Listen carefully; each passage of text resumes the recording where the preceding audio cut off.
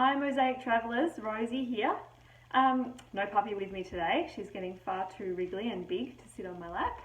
But I just thought I'd give you an update on what I think might happen with the future of travel, in the immediate future and in the distant future.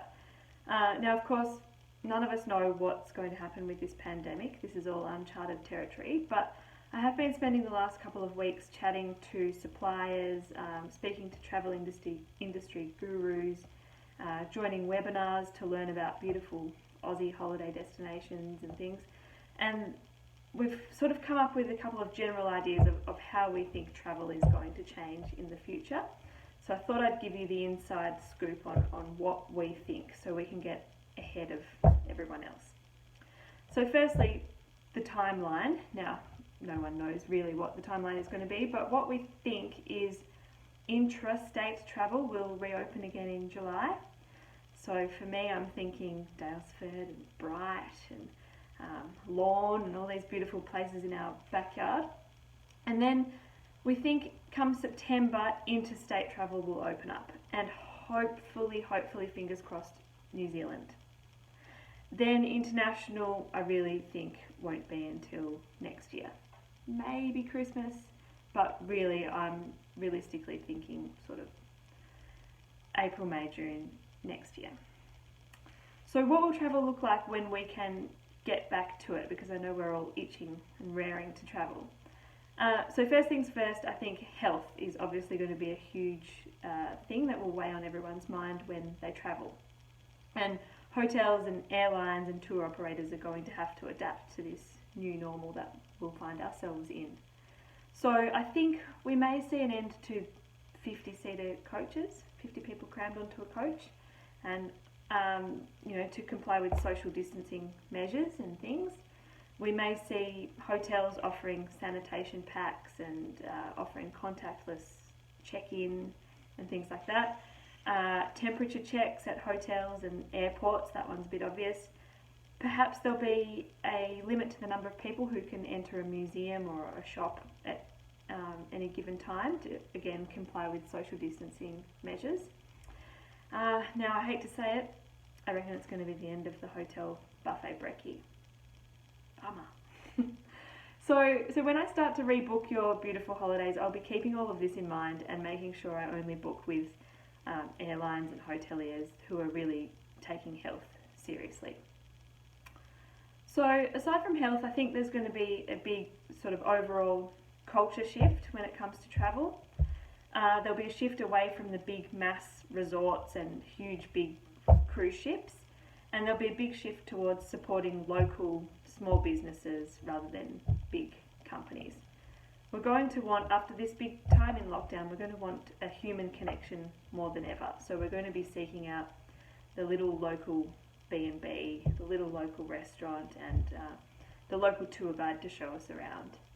I think there'll be much less over-tourism when we start to see less coaches coming in, less over-tourism and mass tourism. And us Aussies, I mean, we're pretty good at this anyway. We like the off-the-beaten-track destinations. We're going to want smaller hotels, like I said, smaller tour groups, perhaps on bigger buses though, to give us all a bit more space. I think we're going to want to slow down our travel, so go to less places and spend longer time in each place. And I think we'll see a trend towards less flights, less trying to cram in 17 European countries in 27 days, and the rise of the road trip and the train trip. So that's what I think the overall culture trend is going to be. Now the big question I'm getting is price. Is travel going to be more expensive or is it going to be dirt cheap? That's the eternal question, and I don't know the answer to it. We could argue that when you talk about social distancing on planes and in hotels and tour groups, less people on the plane might drive up the price. Also, when you talk about stricter sanitation methods in hotels, that becomes more expensive. But then again, tourism has been absolutely decimated by this pandemic. So I'm sure all of the operators are going to want to entice us back with great deals. And once one airline offers a great deal, then we'll start to see some competition. So I'm already seeing some promising signs that pricing will be back to normal and cheap in no time, which I really hope that's the case. I did a quick search for flights to Europe this time next year, and it looked promising. There were some bargains. So one other thing to note is I'm sure, and I'm already starting to see, that we're being offered much more flexible booking policies from the airlines and the tour operators.